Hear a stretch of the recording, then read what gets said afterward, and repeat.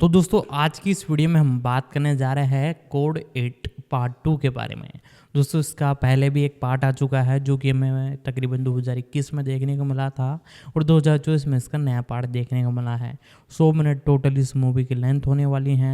Netflix पर यह हमें हिंदी के अंदर देखने को मिलने वाली है और कई जगह से रिलीज़ कर दिया गया है और 28 फरवरी को इसकी फुल्ली रिलीजिंग डेट है।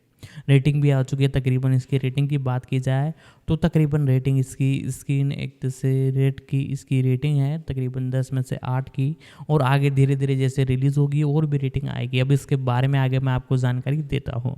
कोड 8 पार्ट 2 एक आगामी कनाडाई साइंस फिक्शन एक्शन फिल्म है जो 2019 की फिल्म कोड 8 की अगली कड़ी के रूप में काम कर रही है।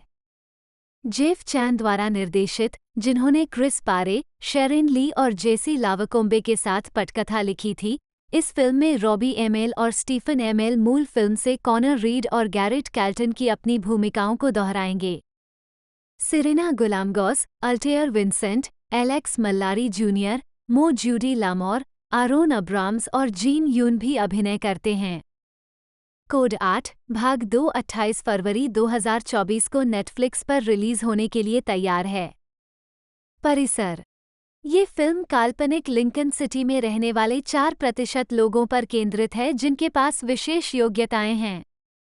यह एक किशोर लड़की की यात्रा है जो भ्रष्ट पुलिस अधिकारियों के हाथों अपने मारे गए भाई को न्याय दिलाने के लिए लड़ रही है। कवर अप की गवाह बनने के बाद वह एक लक्ष्य बन जाती है और एक पूर्व चोर और उसके पूर्व साथी अपराध की मदद लेती है।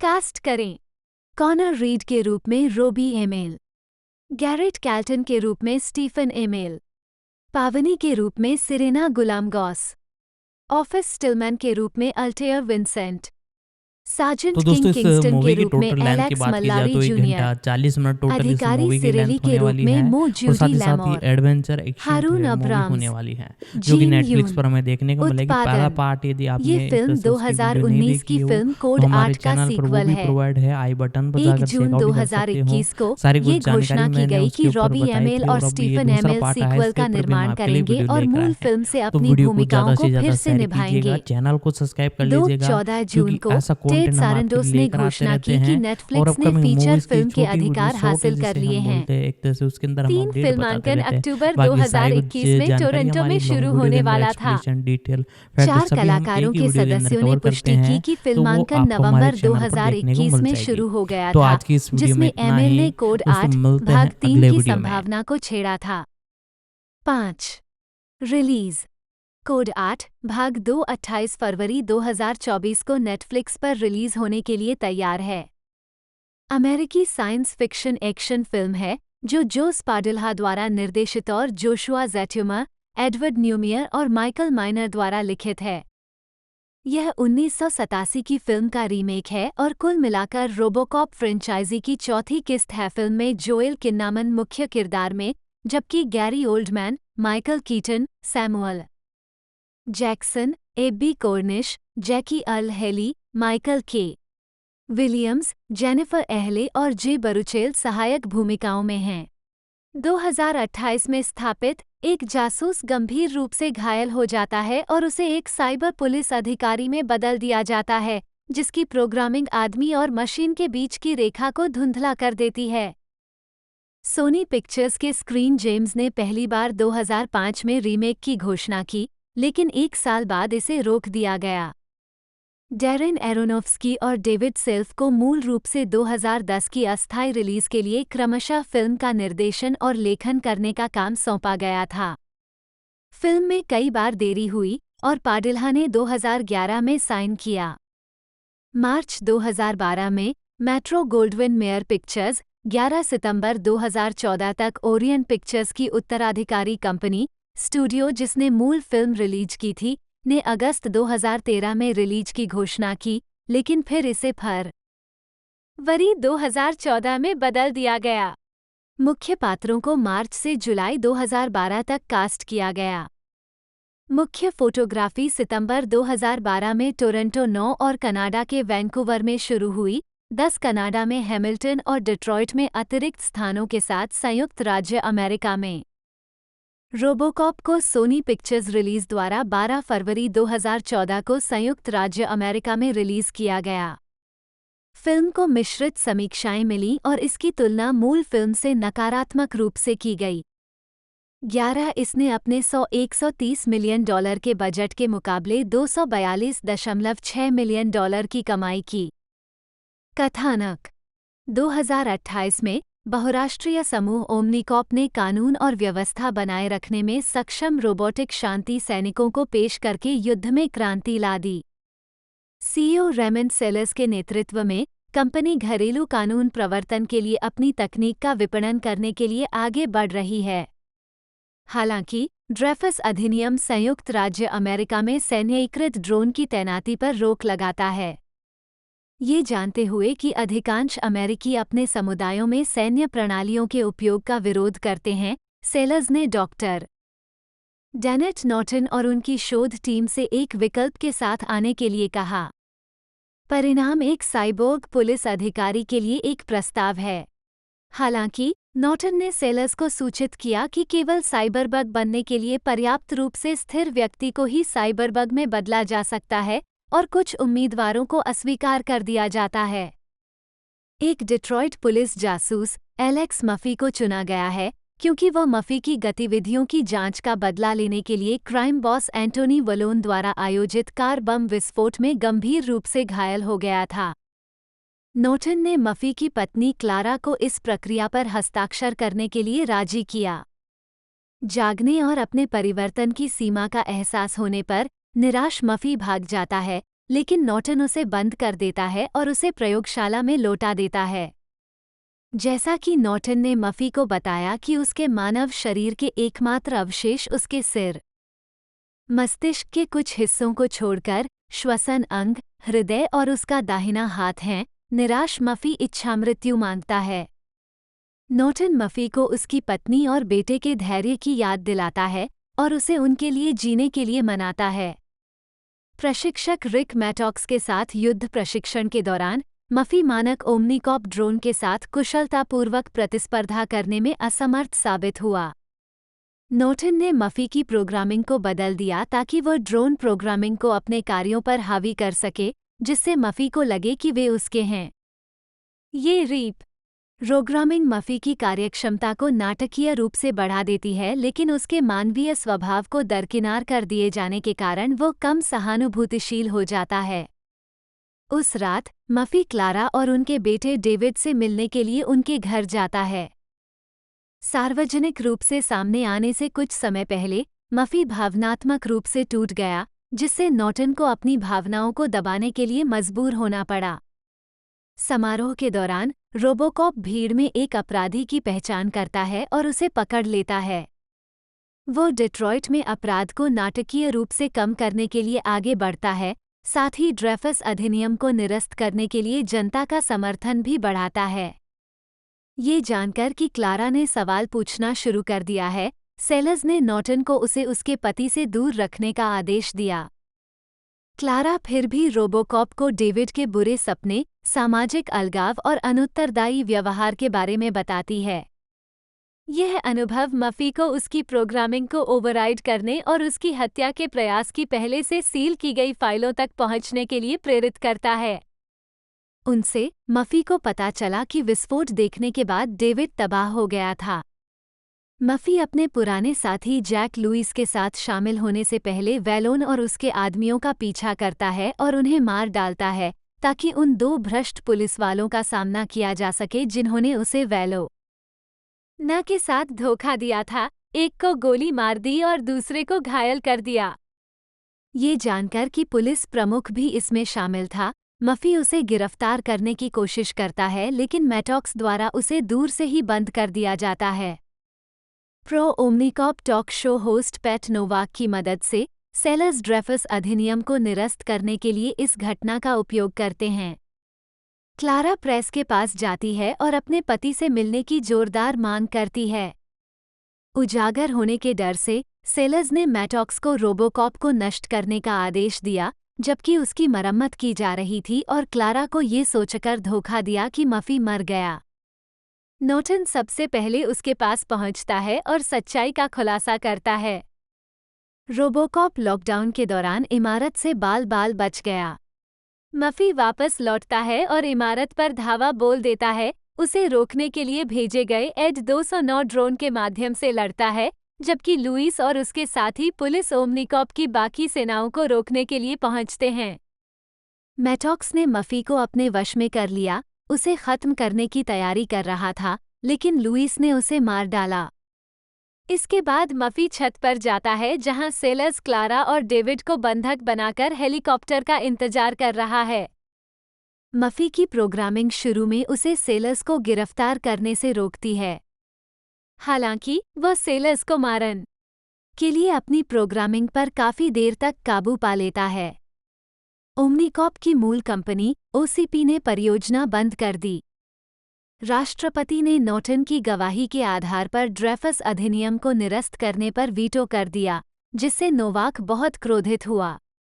नॉर्टन की प्रयोगशाला में मफी के शरीर का पुनर्निर्माण किया गया है और वह क्लारा और डेविड की प्रतीक्षा कर रहा है, जो उससे मिलने आ रहे हैं। कास्ट करें। एलेक्स मफी रोबोकॉप के रूप में जोएल किन्नामन, एक युवा पुलिस जासूस जो एक विस्फोट में घायल हो गया और साइबरबोग रोबोकॉप में बदल गया। डॉक्टर डेनेट नॉर्टन के रूप में गैरी ओल्डमैन, ओमनी फाउंडेशन के मुख्य वैज्ञानिक जो रोबोकॉप बनाते हैं। रेमंड सेलर्स के रूप में माइकल कीटन, ओमनिकॉप के सीईओ। क्लारा मफी के रूप में एब्बी कोर्निश, एलेक्स की पत्नी। रिक मैटॉक्स के रूप में जैकी अर्ले हेली, एक ड्रोन नियंत्रक और स्वचालित सैन्य रणनीति विशेषज्ञ जो रोबोकॉप को प्रशिक्षित करने के लिए जिम्मेदार है। जैक लुइस के रूप में माइकल के विलियम्स, एलेक्स का सबसे अच्छा दोस्त और पूर्व साथी। लिज कलाइन के रूप में जेनिफर एहले, ओमनिकॉप कानूनी मामलों की प्रमुख। टॉम पोप के रूप में जे बरुचेल, ओमनिकॉप के विपणन प्रमुख। करेन डीन के रूप में मैरियन जीन बैप्टिस्ट, डिट्रॉइट के पुलिस प्रमुख। पैट नोवाक के रूप में Samuel L Jackson, Novak element के मेजबान और मशीनीकृत अपराध नियंत्रण के प्रमुख समर्थक।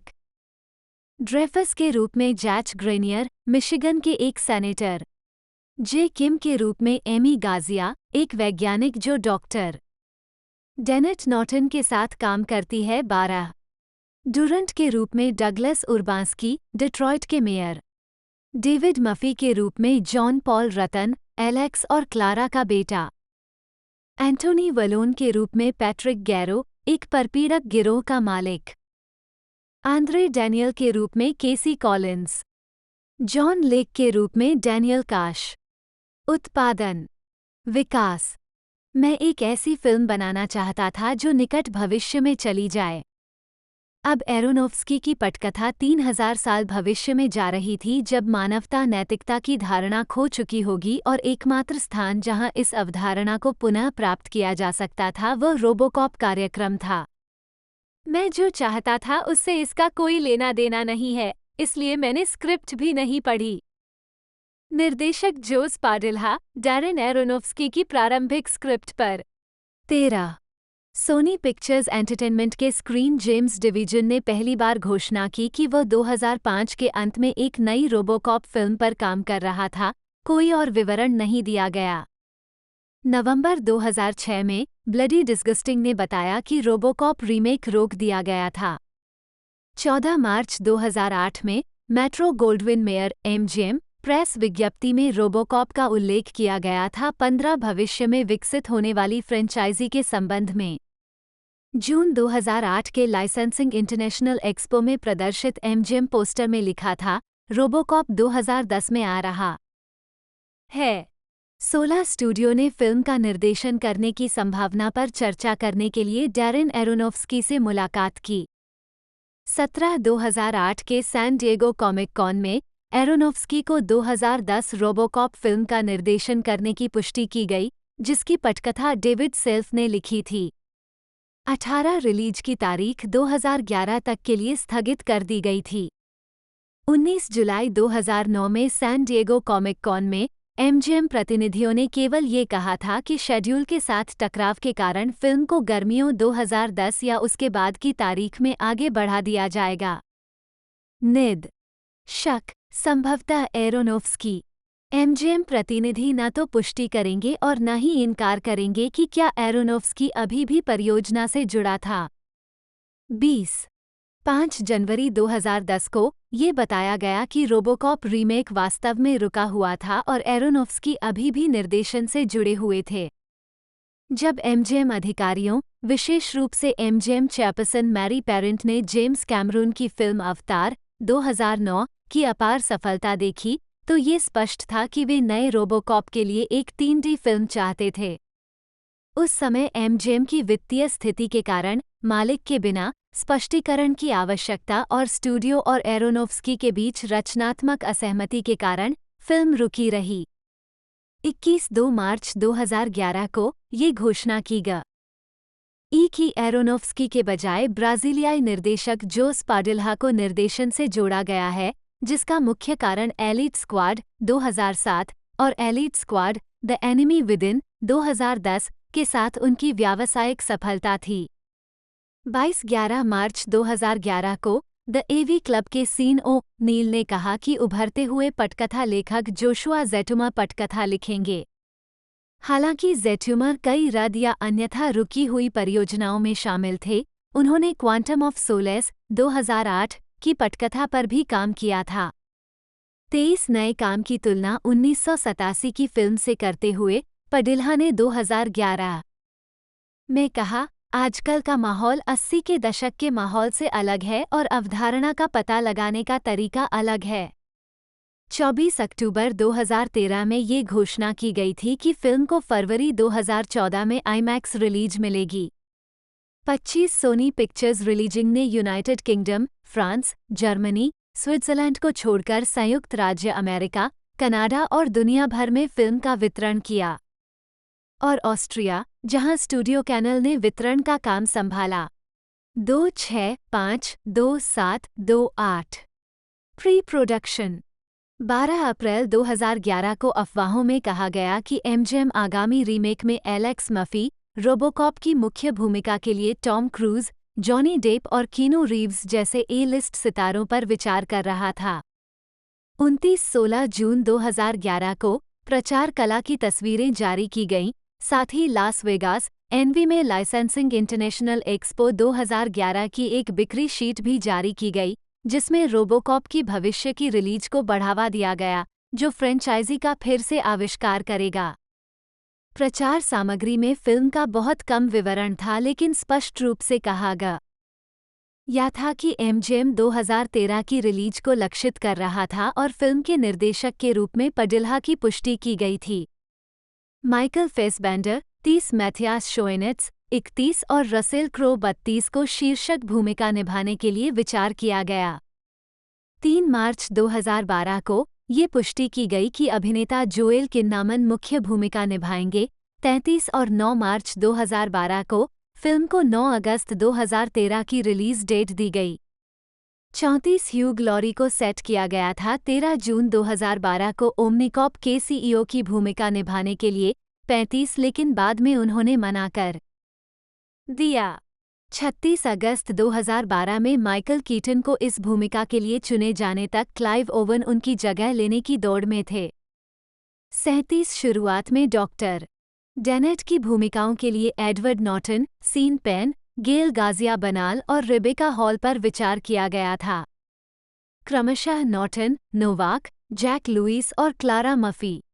38 Gary Oldman, 39 Samuel Jackson, 40 Michael K Williams, 41 और एब्बी कॉर्निश को भूमिकाओं के लिए चुना गया। 42 जैकी अर्ले हेली को आधिकारिक तौर पर जुलाई 2012 में किन्नामन के रोबोकॉप को प्रशिक्षित करने के लिए जिम्मेदार मैटॉक्स नामक एक सैन्य व्यक्ति की भूमिका निभाने के लिए साइन किया गया था। 25 जुलाई 2012 को जे बरुचेल को ओमनिकॉप के विपणन कार्यकारी पोप के रूप में फिल्म में साइन करने की पुष्टि की गई थी। 44 डगलस उर्बांस्की, जिन्हें मेयर डुरंट की भूमिका में लिया गया है, आमतौर पर एक गैर अभिनेता हैं जो दशकों से गैरी ओल्डमैन के प्रबंध धक और निर्माता भागीदार भी हैं।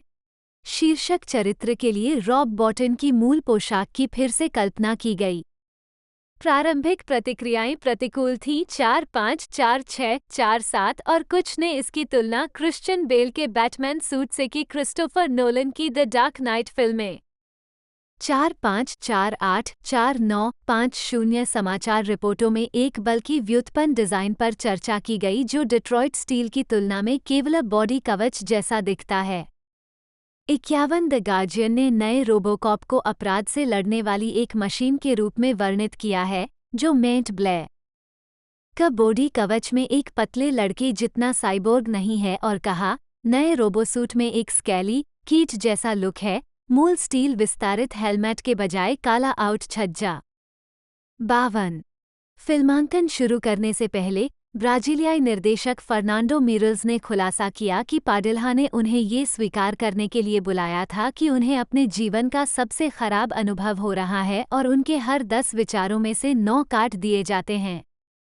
मीरल्स के अनुसार पाडिल्हा ने कहा, ये यहाँ नरक है।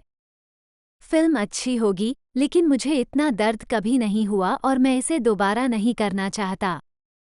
53 हालांकि पाडिल्हा ने 2013 के San Diego Comic Con International में परियोजना के बारे में और दूसरे ट्रेलर के परिचय में उत्साहपूर्वक बात की। उद्धरण वांछित उत्पादन सितंबर 2012 में शुरू हुआ। 54 फिल्मांकन टोरंटो, ओंटारियो के अन्य हिस्सों और वैंकूवर में हुआ। 55-56 शहर के भीतर शूटिंग स्थानों में टोरंटो विश्वविद्यालय भी शामिल था जहां एक दृश्य फिल्माया गया था जो डिट्रॉइट शहर में रोबोकॉप का अनावरण करता हुआ प्रतीत होता था। 57 हैमिल्टन में 5 रातों के लिए फिल्मांकन सोमवार 24 सितंबर 2012 को शुरू हुआ। उद्धरण वांछित उन प्रत्येक दिन शाम 6 बजे से सुबह 7 बजे तक सड़कें बंद रहती थीं। उद्धरण वांछित एमजीएम के एक प्रवक्ता ने पुष्टि की कि फिल्म की आंशिक शूटिंग डिट्रॉइट में की गई थी। 58 रॉबर्ट पैट्रिक एमएल इव, जन्म 21 अप्रैल 1988, एक कनाडाई अमेरिकी 3 अभिनेता और निर्माता हैं। उन्हें CW श्रृंखला द टुमारो पीपल में स्टीफन जेमिसन, CW श्रृंखला द फ्लैश में रोनी रैमंड, फायरस्टॉर्म और प्राइम वीडियो श्रृंखला अपलोड में नाथन ब्राउन के रूप में उनकी भूमिकाओं के लिए जाना जाता है। अन्य भूमिकाओं में फिल्म स्कूबी डू में फ्रेड जोन्स शामिल हैं। रहस्य शुरू होता है और स्कूबी डू कज of the lake monster, Paxton Flint के रूप में द हंटर्स, वेस्ले रश के रूप में द DUFF, मैक्स के रूप में द बेबीसिटर और कॉनर रीड के रूप में साइंस फिक्शन फिल्म कोड 8, जिसके उत्तरार्ध में उनके चचेरे भाई स्टीफन एमएल ने भी अभिनय किया। वो Life with Derek, True Jackson, VP, Unnatural History और रिवेंज जैसे टेलीविजन शो में भी दिखाई दिए। प्रारंभिक जीवन। एमएल का जन्म टोरंटो में जोसेफिन जो बडन और रॉबर्ट पैट्रिक रॉब एमएल 3 के बेटे के रूप में हुआ था, जो कस्टम ज्वेलरी व्यवसाय में काम करते हैं। 4-5-6 उनके पहले चचेरे भाई एरो अभिनेता स्टीफन एमएल हैं। 7 जब वह 6 साल के थे तब उन्होंने अपनी बहन के साथ मॉडलिंग और विज्ञापनों में छोटी भूमिकाओं में अभिनय करना शुरू कर दिया था। 16 साल की उम्र में उन्होंने लुइस और डेव और फियोनिया, पिकासो एट द लैपिन एजाइल और the importance of being honest जैसे हाई स्कूल नाटकों में भूमिकाएं निभाना शुरू कर दिया। अभिनय के प्रति अपने प्रेम के कारण एमएल ने कनाडाई स्टूडियो अभिनय अकादमी में भाग लिया। उन्होंने 2006 में टोरंटो में लॉरेंस पार्क कॉलेजिएट इंस्टीट्यूट से स्नातक की उपाधि प्राप्त की। बाद में उन्होंने अभिनय में अपना करियर बनाया। 8 करियर। सितंबर 2010 में एमएल की पहली भूमिका डजन 2 द्वारा सस्ता में डैनियल मोर्टो की थी, जिसे ओंटारियो के मस्कोका क्षेत्र में फिल्माया गया था। मूल रूप से इसका मतलब एक गैर बोलने वाली भूमिका थी, लेकिन अंत में उसे कुछ पंक्तियां मिल गईं। 9 वो 2007 की horror film left for dead में भी दिखाई दिए। एमएल ने Canadian family channel series life with Derek में मुख्य किरदार केसी मैकडॉनल्ड्स के बॉयफ्रेंड मैक्स की भूमिका निभाई थी। लाइफ विद डेरेक को यूएस डिज्नी चैनल और उसके अंतर्राष्ट्रीय सहयोगियों सहित दुनिया भर में वितरित किया गया था। 10 वह ABC family film picture this में भी दिखाई दिए हैं। एमिल की निकेलोडियन श्रृंखला ट्रू जैक्सन, मैक्स मैडिगन के भतीजे जिमी के रूप में वीपी, ट्रू की प्रेमिका और कार्टून नेटवर्क श्रृंखला अप्राकृतिक इतिहास दोनों में आवर्ती भूमिका थी। उन्होंने शो के तीसरे सीजन के दौरान ABC फैमिली टेलीविजन श्रृंखला प्रिटी लिटिल लाज में नोएल काहन के भाई एरिक की भूमिका निभाई। अमेल ने बचपन से ही हॉकी खेली है और अभिनय के प्रति अपने प्यार का पता चलने तक उन्होंने इसमें अपना करियर बनाने पर विचार किया था। 11 वह ब्रेक डांसिंग भी सीखते हैं। उद्धरण वांछित MTV के jazz stone is gonna be famous में उनकी आवर्ती भूमिका थी। उन्हें 2009 की टीवी फिल्म स्कूबी डू में फ्रेड जोन्स के रूप में लिया गया था। द मिस्ट्री बिगिंस, जो कार्टून नेटवर्क पर अब तक का सबसे ज्यादा देखा जाने वाला प्रसारण बन गया। उन्होंने 2010 के सीक्वल स्कूबी डू में भूमिका दोहराई। राक्षस झील का अभिशाप। 12 2013 में एमिल को CW के विज्ञान फाई नाटक द टुमारो पीपल में मुख्य किरदार स्टीफन जेमिसन की अब तक की सबसे बड़ी भूमिका मिली, जो इसी नाम की ब्रिटिश श्रृंखला की रीमेक थी। उद्धरण वांछित मई 2014 में एमिल वेस्ले के रूप में DUFF में शामिल हुए। 9 जुलाई 2014 को एमिल को CW श्रृंखला द फ्लैश में रोनी रेमंड, फायरस्टॉर्म के सीजन 1 और 3 में एक प्रमुख आवर्ती चरित्र के रूप में चुना गया था। 14 साथ ही सीजन 2 और 8 में 2 अलग अलग प्रकार के डेथस्टॉर्म के रूप में चुना गया था। 15-16 जुलाई 2015 में एमिल को द एक्स फाइल्स के 10वें सीजन में FBI एजेंट मिलर के रूप में चुना गया था। 17 एमिल ने 9 लाइव्स में केविन स्पेसी और जेनिफर गार्नर के साथ अभिनय किया, जो 5 अगस्त 2016 को रिलीज हुई थी। 18-19-2017 में उन्होंने मैकजी की हॉरर फिल्म द बेबीसिटर में सह अभिनय किया। 20 उन्होंने 2020 sequel The Babysitter killer Queen में अपनी भूमिका दोहराई।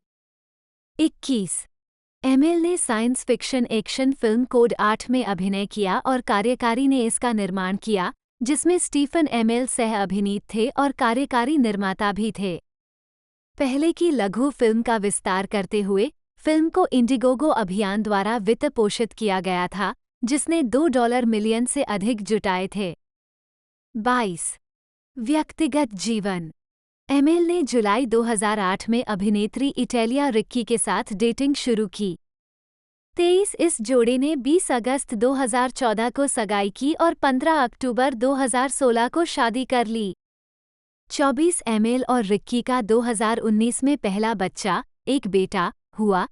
वे जनवरी 2020 में दोहरे कनाडाई अमेरिकी नागरिक बन गए और टोरंटो में रहते हैं। 25 एमिल बड़े होते हुए Toronto Maple Leafs ice hockey team का प्रशंसक था। हालांकि लॉस एंजल्स में स्थानांतरित होने के बाद से एमिल ने लॉस एंजल्स किंग्स के लिए जयकार करना शुरू कर दिया था, लेकिन वह अभी भी टोरंटो को अपनी दूसरी टीम कहता है। 2015 के एक साक्षात्कार में एमिल ने लीग विस्तार के माध्यम से टोरंटो में दूसरी NHL टीम के लिए अपने समर्थन पर चर्चा की। 26 फिल्मोग्राफी। फिल्म वर्ष शीर्षक भूमिका टिप्पणियाँ। 2005 दर्जन 2 से सस्ता डैनियल मोटो। 2007 अमेरिकन पाई प्रस्तुत Beta House Nick Anderson direct to video. 2007 मृत्यु के लिए छोड़ा गया ब्लेयर। 2008 ये सोचो Drew Patterson direct to video. 2009 Allison Stoner Project VIP मेहमान। 2012 बिजली द्वारा मारा गया जस्टिन वॉकर। 2013 शिकारी पैक्सटन फ्लिन।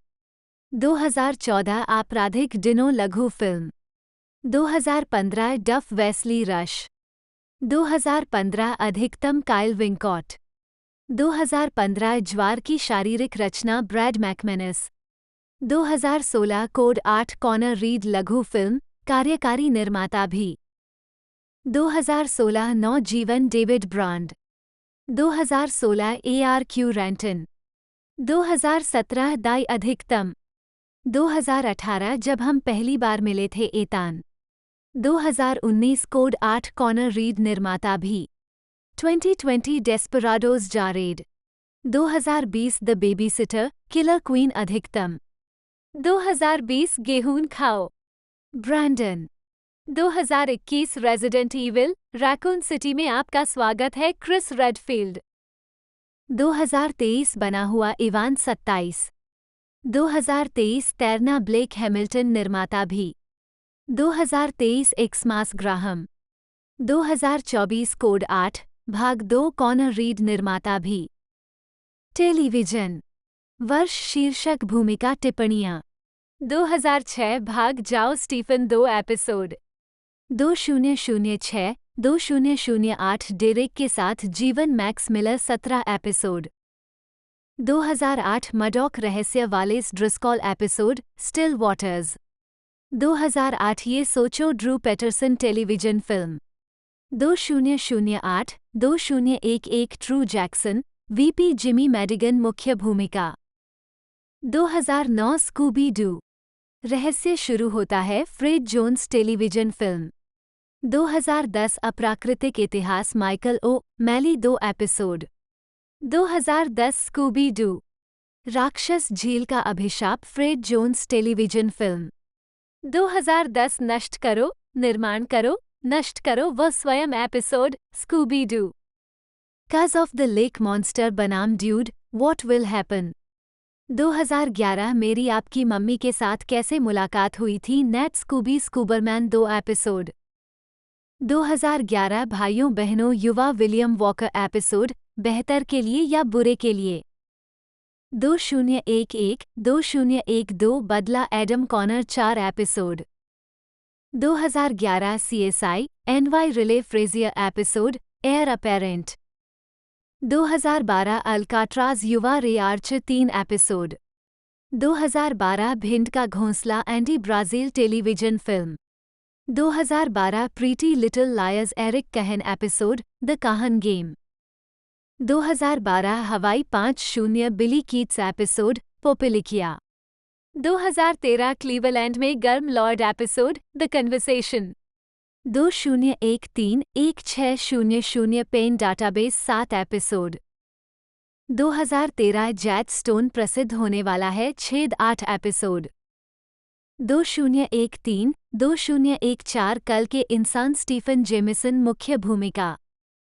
2013 शिकारी पैक्सटन फ्लिन टेलीविजन फिल्म। 2014 खैर ये लाइन किसकी है? वह स्वयं एपिसोड रॉबी अमेल। 2014 2017 2022 दमक रोनी रेमंड फायरस्टॉर्म डेथस्टॉर्म आवर्ती भूमिका। 2015 आधुनिक परिवार पीछा करना एपिसोड क्लॉजेट। आपको ये पसंद आएगा। 2015 जीवन का पीछा करते हुए परमानंद लड़का एपिसोड वाइल्ड थिंग अश्रेयत 28। 2016 2018 एक्स फाइलें विशेष एजेंट किड मिलर 3 एपिसोड। 2018 2019 अनोखी घटनाओं की एक सीरीज केविन 3 एपिसोड। 2020 वर्तमान डालना नाथन ब्राउन मुख्य भूमिका। 2023 जादूगर गैलाटिन 3 एपिसोड। पुरस्कार और नामांकन वर्ष पुरस्कार वर्ग मनोनीत कार्य परिणाम 2015 17वां टीन चॉइस अवार्ड्स पसंदीदा मूवी अभिनेता कॉमेडी डफ मनोनीत चॉइस मूवी लिपलॉक मई विटमैन के साथ साझा मनोनीत 2021 प्रथम critics choice super awards science fiction fantasy श्रृंखला में सर्वश्रेष्ठ अभिनेता डालना नामांकित 29 एलेक्स मल्लारी जूनियर जन्म 19 फरवरी 1988 फिलिपिनो वंश के एक कनाडाई अभिनेता हैं। उन्हें टेलीविजन श्रृंखला dark matter 2015-2017 feature film the Adam project और श्रृंखला गिन्नी एंड जॉर्जिया 2021 वर्तमान में उनके प्रदर्शन के लिए जाना जाता है। जीवन और करियर मल्लारी का जन्म 19 फरवरी 1988 को फिलीपींस में हुआ था, लेकिन उनका पालन पोषण टोरंटो, कनाडा के उपनगर स्काबोरो में हुआ। मल्लारी ताइक्वांडो में राष्ट्रीय स्तर पर प्रतिस्पर्धी थे, जिसके लिए उनके पास 3rd डिग्री ब्लैक बेल्ट है। एक व 2 बार junior Canadian national taekwondo champion थे। हालांकि जब वो 13 साल के थे तब उन्होंने इसे छोड़ दिया। फिर उन्होंने पेशेवर बनने के इरादे से बास्केटबॉल को चुना, लेकिन एक चोट ने उन्हें इस पेशे को अपनाने से रोक दिया। 1-2 टोरंटो विश्वविद्यालय में भाग लेने के दौरान मल्लारी ने अभिनय को आगे बढ़ाने का फैसला किया। 1-2 उनकी पहली उल्लेखनीय अभिनय भूमिका सिफी टेलीविजन श्रृंखला डार्क मैटर में 4 के रूप में थी, जो इसी नाम की कॉमिक बुक श्रृंखला पर आधारित थी। 3 उन्होंने 2015 से 2017 तक 3 सीजन तक श्रृंखला में अभिनय किया। 4 तब से उन्होंने कई फिल्मों और टेलीविजन श्रृंखलाओं में अभिनय किया है, जिनमें Netflix feature film the Adam project और नेटफ्लिक्स श्रृंखला गिन्नी एंड जॉर्जिया 2021 वर्तमान शामिल हैं। 5 हुए हैं। 15 हाई स्कूल से स्नातक होने के बाद उन्होंने दुनिया भर में यात्रा करने का फैसला किया।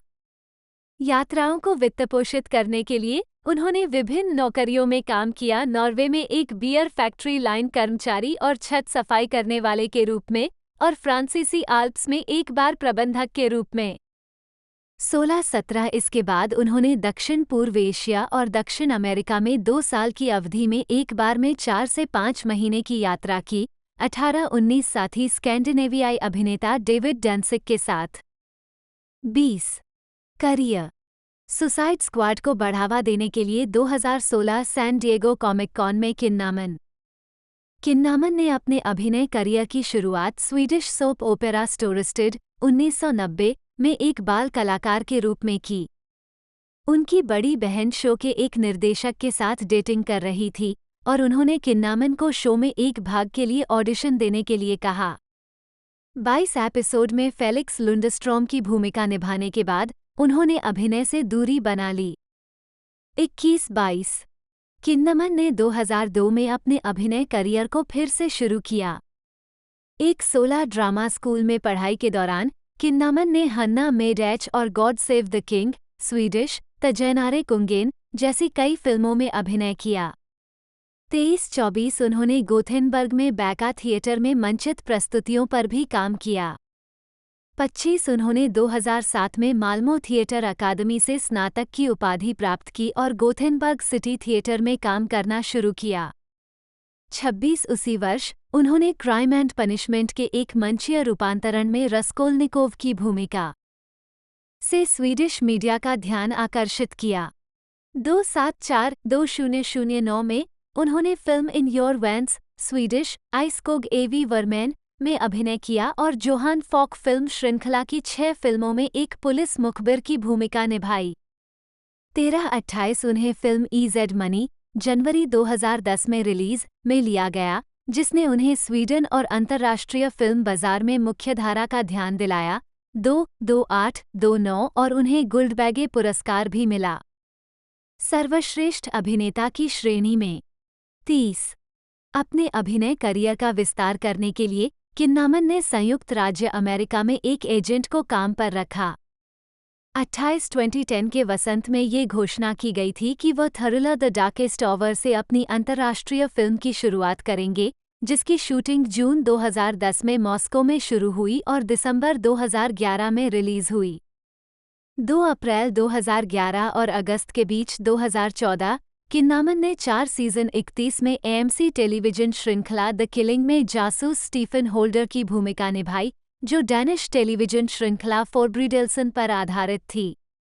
32-33 किन्नामन थोर 2011, 1-3-2-8-3-4 और मैड मैक्स फ्यूरी रोड 2015 में मुख्य भूमिकाओं के दावेदारों में से एक थे। 28-24 हालांकि किन्नामन ने कहा कि वह अमेरिका में काम करने और पहचाने जाने के लिए उत्सुक हैं, उन्होंने कहा कि मुझे बिल्कुल नहीं लगता कि मुझे कोई भी भूमिका निभानी है जो मुझे सिर्फ इसलिए मिल सकती है क्योंकि यह संयुक्त राज्य अमेरिका है। मैं किसी दिलचस्प चीज की तलाश में हूँ। मैं अपनी कलात्मकता में अभी भी युवा हूँ और मुझे असफलता का जोखिम होने पर भी काम करने का साहस करना चाहिए।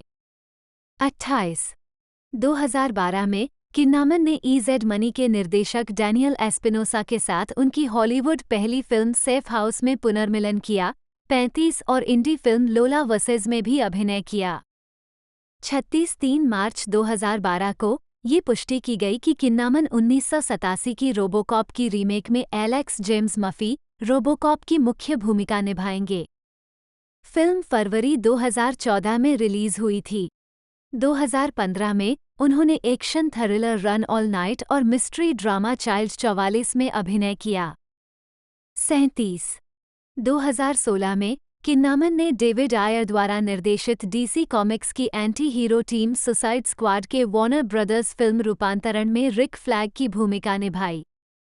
38-39 उन्होंने जेम्स गन द्वारा निर्देशित 2021 के sequel soft reboot The Suicide Squad में रिक फ्लैग के रूप में अपनी भूमिका दोहराई। 40 उन्होंने स्वतंत्र drama thriller film Edge of Winter में भी अभिनय किया, जिसमें उन्होंने 2 बच्चों के पिता इलियट बेकर की भूमिका निभाई, जो अपने बच्चों को शूटिंग यात्रा पर ले जाता है जो गलत हो जाता है। यह फिल्म 27 जुलाई 2016 को मांग पर और 12 अगस्त 2016 को चुनिंदा सिनेमाघरों में रिलीज की गई।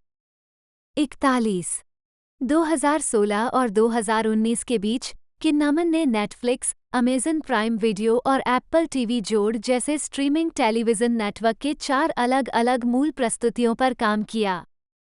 किन्नामन ने स्ट्रीमिंग सेवा नेटफ्लिक्स पर हाउस ऑफ कार्ड्स के अमेरिकी संस्करण के सीज़न 4 और 5 में गवर्नर विल कॉनवे की भूमिका निभाई। 42 और नेटफ्लिक्स के अल्टर्ड कार्बन में नायक ताकेशी कोवांक्स की भूमिका निभाई। 43 जो रिचर्ड के मॉर्गन के हॉट बॉइल्ड का रूपांतरण था, इसी नाम का साइबरपंक विज्ञान कथा उपन्यास। 44-45 इसके अलावा 2019 में किन्नामन ने अमेज़न प्राइम वीडियो श्रृंखला हैना में एरिक के रूप में अभिनय किया। 46 इसी नाम की 2011 की एक्शन फिल्म का रूपांतरण। 2019 से किन्नामन ने एप्पल टीवी जोड़ मूल विज्ञान कथा अंतरिक्ष नाटक श्रृंखला फॉर ऑल मैनकाइंड में नासा के अंतरिक्ष यात्री एड बाल्डविन के रूप में अभिनय किया। 47-48 2019 में किन्नामन ने एंड्रिया डी स्टेफानो की action thriller film the informer में पीट कोस्लो की भूमिका निभाई। 49-50-2020 में किन्नामन ने युवल एडलर की युद्धोत्तर thriller the Secrets We Keep में थॉमस स्टीनमैन के रूप में अभिनय किया। 51 किन्नामन ने जेरेमी गुएस के crime drama brothers by blood में भी अभिनय किया, जो 2021 में संयुक्त राज्य अमेरिका में रिलीज हुई थी। 5-2-5-3-5-4 जनवरी 2021 में ये घोषणा की गई थी कि किन्नामन को इनके सीज़न 4 में लिया गया था। HBO में उपचार पुनः प्रारंभ। वह मुख्य पात्र डॉक्टर ब्रूक टेलर उज़ो अडुबा द्वारा अभिनीत के चालू और बंद प्रेमी एडम की भूमिका निभाएंगे। 55 उन्होंने फॉर ऑल मैनकाइंड के सीज़न 2 में एड बाल्डविन के रूप में अपनी भूमिका भी दोहराई, जो 2021 में प्रसारित हुआ। स्टीफन एडम एमेल एक जन्म 8 मई 1981 एक कनाडाई अभिनेता हैं। डीसी कॉमिक्स पर आधारित CW सुपरहीरो श्रृंखला एरो 2012-2020 में ओलिवर क्वीन की मुख्य भूमिका निभाने के लिए उन्हें प्रसिद्धि मिली। अमेल विभिन्न वीडियो गेम में अपनी भूमिका को दोहराने के साथ साथ बाद के एरोवर्स फ्रेंचाइजी मीडिया में भी दिखाई दिए।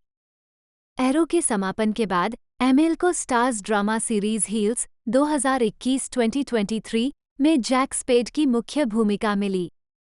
टेलीविजन के बाहर उन्होंने superhero film teenage mutant Ninja turtle out of the dose 2016 में केसी जोन्स की भूमिका निभाई।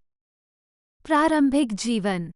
स्टीफन एडम एमेल का जन्म 8 मई 1981 को 2 टोरंटो, ओंटारियो में हुआ था, जो सैंड्रा एनी नी बोल्टे और थॉमस जे एमेल के पुत्र थे। 3-4 वह अभिनेता रॉबी एमेल के चचेरे भाई हैं। 5 उन्होंने लड़कों के लिए एक निजी स्वतंत्र स्कूल सेंट एंड्रूज कॉलेज में दाखिला लिया और 2000 में स्नातक की उपाधि प्राप्त की। 6 अभिनय करियर। 2004-2012 प्रारंभिक करियर। एमेल 2004 में क्वीर एज फोक के चौथे सीजन के 2 एपिसोड में लिबर्टी राइड स्पिनिंग प्रशिक्षक के रूप में दिखाई दिए। एमेल ने टेलीविजन श्रृंखला डेंटेस कोव के पहले सीजन में एडम की भूमिका निभाई, दूसरे सीजन में उनकी जगह जॉन फ्लेमिंग ने ले ली। 2007 में एमिल ने रीजेनेसिस में अपनी अतिथि अभिनीत भूमिका के लिए जेमिनी पुरस्कार जीता। साथ उसी वर्ष उन्हें रैंट ए गोई के लिए सर्वश्रेष्ठ कलाकारों की टुकड़ी श्रेणी में जेमिनी पुरस्कार के लिए भी नामांकित किया गया था। 8. टीवी श्रृंखला The King in My Hair और हार्टलैंड में उनकी आवर्ती भूमिकाएं थीं। 3 दिसंबर 2010 को एमिल सीजन 2 के लिए वेयरवुल्फ ब्रैडी के रूप में द वैम्पायर डायरीज के कलाकारों में शामिल हो गए। 9 एमिल ने lifetime film justice for नटाली Holloway में वास्तविक जीवन के दोषी हत्यारे जोरन वान डेर स्लूट के रूप में अभिनय किया, जो मूल रूप से प्रसारित हुआ था। मई 2011 10 2 अक्टूबर 2011 को HBO की सीरीज हंग के सीजन 3 का प्रीमियर हुआ, जिसमें एमिल ने बसबॉय से वेश्या बने जेसन की भूमिका निभाई, जो थॉमस जेन के रे ड्रकर का एक छोटा प्रतिद्वंद्वी हो था। साथ वह 90,210 के चौथे सीजन में जिम के रूप में भी दिखाई दिए।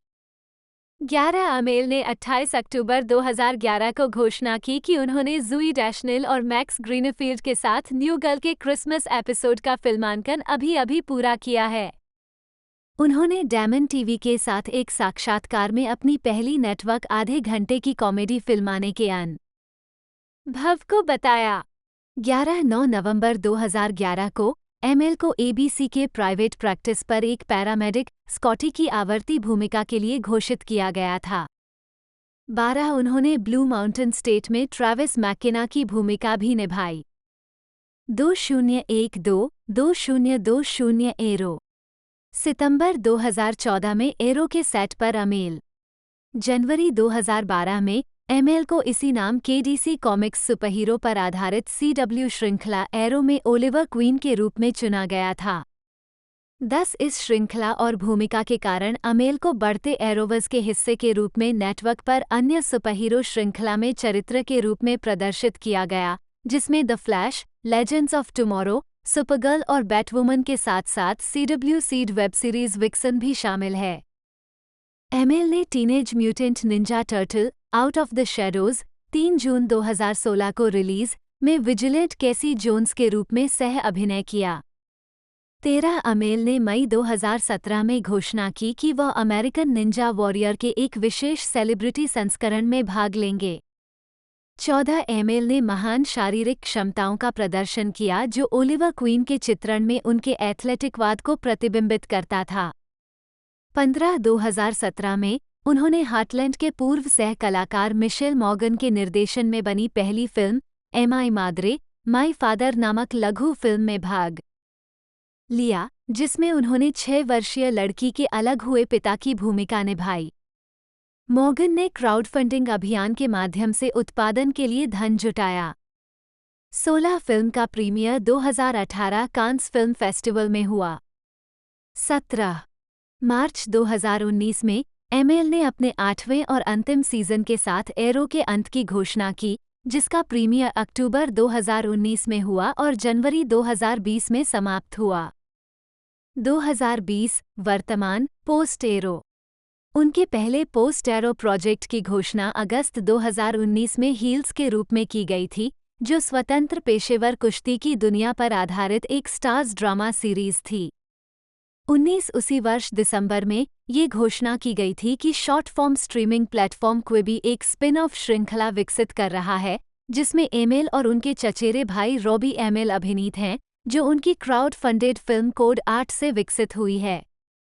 20 सितंबर 2023 में हील्स को 2 सीजन के बाद रद्द कर दिया गया। 21 फरवरी 2024 में एमिल को USA नेटवर्क की मूल श्रृंखला सूट्स पर आधारित आगामी NBC पायलट सूट्स LA में टेड ब्लैक के रूप में चुना गया था। 22 पेशेवर कुश्ती करियर।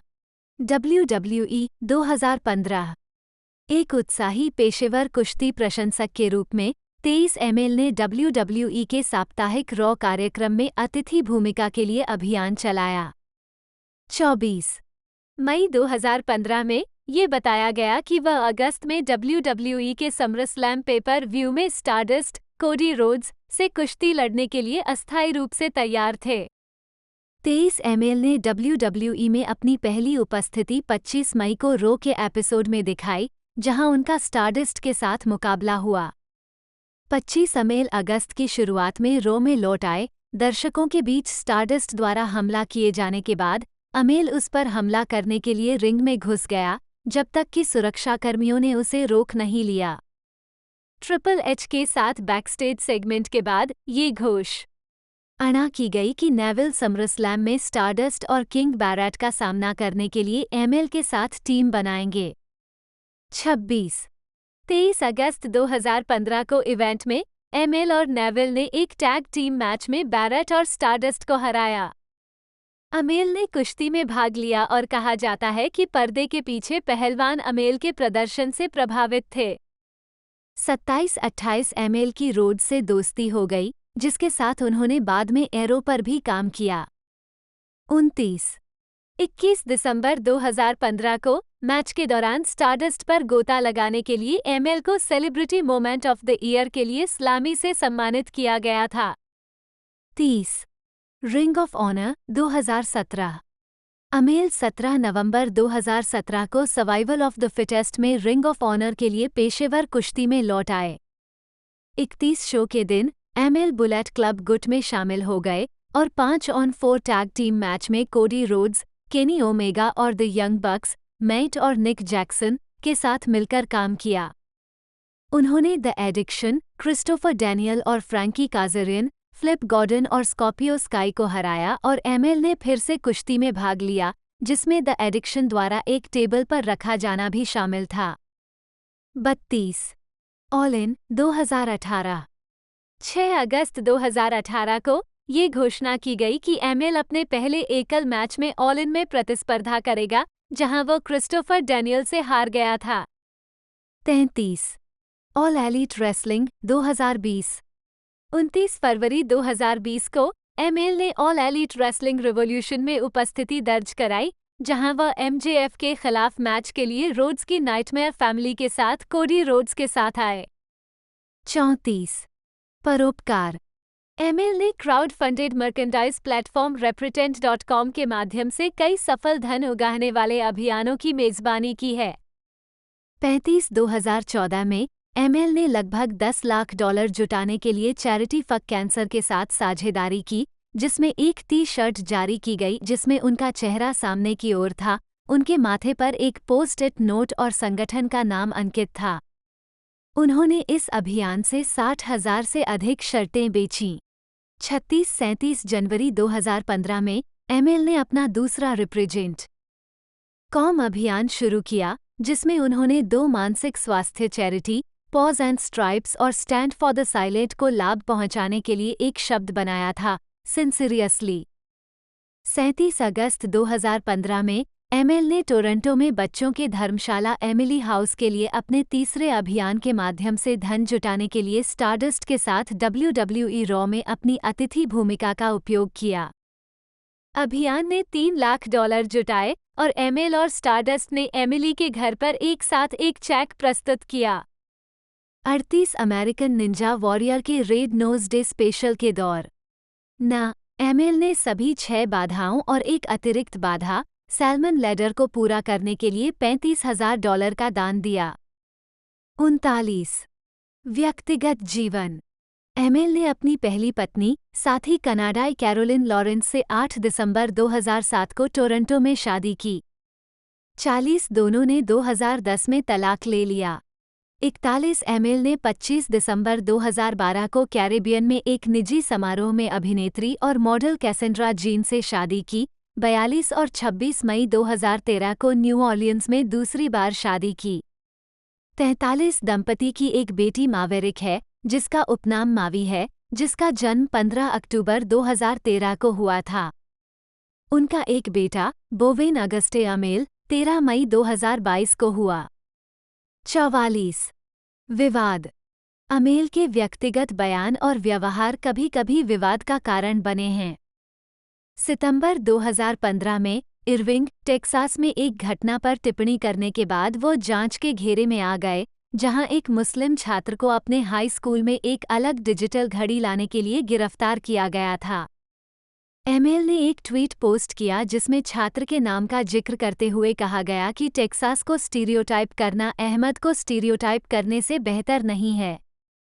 45 इस ट्वीट की इंटरनेट पर तीखी प्रतिक्रिया हुई, जिसके बाद एमिल को सोशल मीडिया से ब्रेक ले ना पड़ा। 4-6-4-7-4-8 2018 में एमिल को काले नामों का अनादर करने के आरोपों का सामना करना पड़ा, जब उन्होंने गायक बेयोंसे के नाम पर ट्वीट करते समय तीव्र उच्चारण का उपयोग करने में उनकी विफलता की आलोचना करने वाली टिप्पणियों का जवाब देने के लिए माई एपोलॉजीज ट्वीट किया। 49 एमिल ने बाद में स्पष्ट किया कि उनका उच्चारण छोड़ना एक औसत दर्जे के मजाक के बीच में आलसी होने के कारण था। 50 प्रारंभ में एमिल ने आंद्रे द जॉइंट डॉक्यूमेंट्री देखने के लिए अपने कोचला प्रदर्शन को छोड़ने के संदर्भ में बेयोंसे का उल्लेख किया। 51 2020 में ब्लैक लाइव्स मैटर विरोध प्रदर्शन के दौरान एमिल को कॉमिक बुक लेखक टी फ्रैंकलिन सहित आलोचनाओं का सामना करना पड़ा, ये स्वीकार करने के बाद कि नस्लवाद एक व्यवस्थित समस्या है, लेकिन उन्होंने व्यक्तिगत रूप से इसे कार्रवाई में नहीं देखा था। 52 2021 में एमिल को ऑस्टिन से लॉस एंजल्स की यात्रा करने वाली डेल्टा एयरलाइंस की उड़ान छोड़ने के लिए कहा गया था क्योंकि वह अपनी पत्नी पर चिल्ला रहा था। 53 एमिल ने बाद में माइकल रोसेनबाम द्वारा होस्ट किए गए पॉडकास्ट पर बताया कि जब ये घटना घटी तो वह नशे में था। 54-55 जुलाई 2023 में 2023 सैग AFTRA हड़ताल के संबंध में एक प्रशंसक सम्मेलन में की गई टिप्पणियों के लिए एमिल की आलोचना की गई थी, जबकि उन्होंने अपने संघ के रूप में SAG-AFTRA के लिए समर्थन व्यक्त किया। उन्होंने हड़ताल को घटिया बातचीत की रणनीति और अदूरदर्शी कहा और आलोचना करते दिखे कि हड़ताल ने उन्हें हील्स के दूसरे सीजन को बढ़ावा देने से प्रतिबंधित कर दिया। 56-57 बाद में एक इंस्टाग्राम पोस्ट में उन्होंने अपनी राय स्पष्ट करते हुए कहा कि हालांकि उन्हें हड़ताल करना पसंद नहीं है, लेकिन वह समझते हैं कि बुनियादी तौर पर हम यहाँ क्यों हैं, और कहा कि संघ के लिए उनका समर्थन बिना शर्त था और वह उनके साथ खड़ा था। 58 एमिल कैलिफोर्निया के बरबैंक में वार्नर ब्रदर्स स्टूडियो के बाहर पिकेट लाइन पर एरोकास्ट रियूनियन में शामिल नहीं हुए क्योंकि वह उस समय न्यूयॉर्क शहर में थे, लेकिन रियूनियन के उसी दिन उनकी तस्वीर खींची गई थी। न्यूयॉर्क में वार्नर ब्रदर्स डिस्कवरी कार्यालयों के सामने धरना दिया और कथित तौर पर कैलिफोर्निया में अपने पूर्व श्रोताओं को अपना सम्मान भेजा। एरो के कार्यकारी निर्माता और पुनरुद्धार के आयोजक मार्क गुगेनहेम ने न्यूयॉर्क में अपनी उपस्थिति को एकजुटता में एक प्रतीकात्मक स्टैंड के रूप में व्याख्या की। 59-60 फिल्मोग्राफी।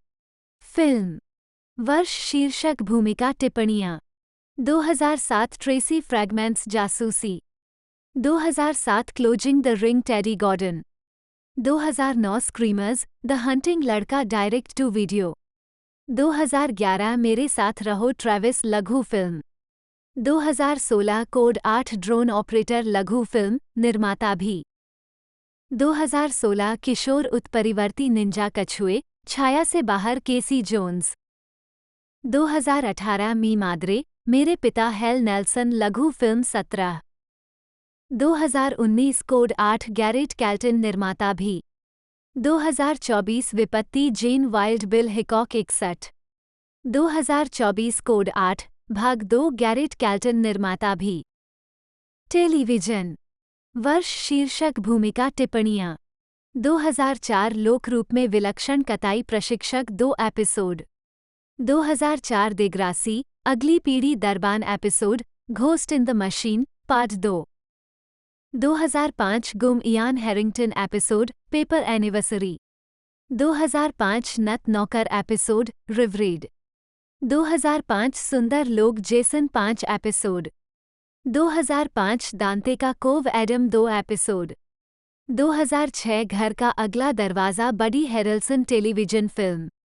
2006-2008 किराए पर गोलकीपर बीली मुख्य भूमिका। 2007 रोजेनेसिस क्रेग रिडलमेयर 2 एपिसोड। 2007-2009 मेरे बालों में दा किंग मैथ्यू 4 एपिसोड। 2007 2012 गहरा पीछा Nick Howell 6 episode. 2009 flash point Peter Henderson प्रकरण घावों से बाहर निकलें। 2010 नीले पर्वत राज्य Travis McKenna 2 episode. 2010 CSI Miami Peter Truitt episode Miami में नींद हराम। 2010 एनसीआईएस लॉस एंजल्स समुद्री gunnery sergeant Andrew Weaver episode इनाम। 2010 अत्याधुनिक आग और बर्फ फिलिप सीवरम television film. 2011 the Vampire Diaries Brady 2 episode. 2011 CSI अपराध स्थल जांच AJ gust episode 73 seconds. 2011 Natalie Holloway के लिए न्याय जोरन वैन डेर स्लूट टेलीविजन फिल्म। 2011 त्रिशंकु जेसन मुख्य भूमिका सीजन 3 10 एपिसोड। 2011-902110 gym 2 episode.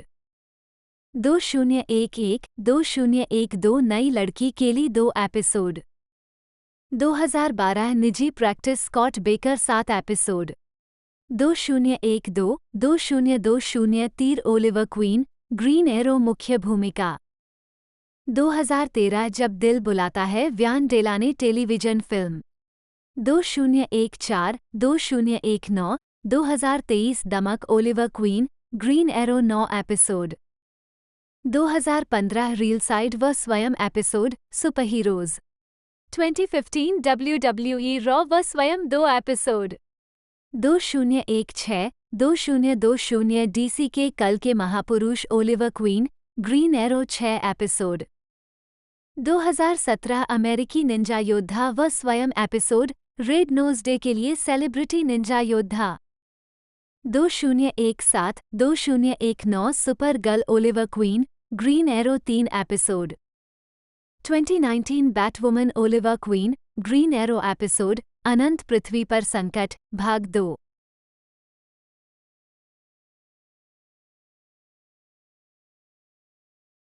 किन्नामन कम उम्र से ही अपने गृहनगर फुटबॉल क्लब हैमरबी आईएफ के प्रशंसक रहे हैं। 61 अपनी निरंतर यात्रा के कारण किन्नामन का उच्चारण काफी मिश्रित है। हालांकि वह इसे एक अमेरिकी उच्चारण के रूप में पहचानते हैं, उन्होंने कहा है कि मेलोडी गलत है और तब से वह इसे सही करने के लिए काम कर रहे हैं। 62 किन्नामन की शादी 2015 से 2018 तक स्वीडिश टैटू कलाकार क्लियो वॉटनस्ट्रॉम से हुई थी। 6-3, 6-4, 6-5, 6-6 बाद में उन्होंने 2019 की शुरुआत में स्वीडिश ऑस्ट्रेलियाई मॉडल केली गेल के साथ रिश्ता शुरू किया। 67 जोड़े ने अपनी सगाई की घोषणा की जनवरी 2021 में। 68 कानूनी मुद्दे 6 अगस्त 2021 को किन्नामन ने दायर किया और गैब्रिएला मैग्नसन के खिलाफ एक अस्थायी निरोधक आदेश दिया गया, जिस पर उन्होंने आरोप लगाया था कि 2018 के अंत में एक संक्षिप्त रोमांटिक रिश्ते में रहने के बाद वो उन्हें जबरन वसूली करने की कोशिश में धमकी दे रही थी। 69-70 मैग्नसन किन्नामन से जबरन वसूली की कोशिश से इनकार किया। 71 11 अगस्त 2021 को स्वीडिश अभियोजन प्राधिकरण ने पुष्टि की कि चल रही जांच में किन्नामन पर बलात्कार का आरोप लगाया गया था। 71 अक्टूबर 2022 में अभियोजन के बिना जांच बंद कर दी गई।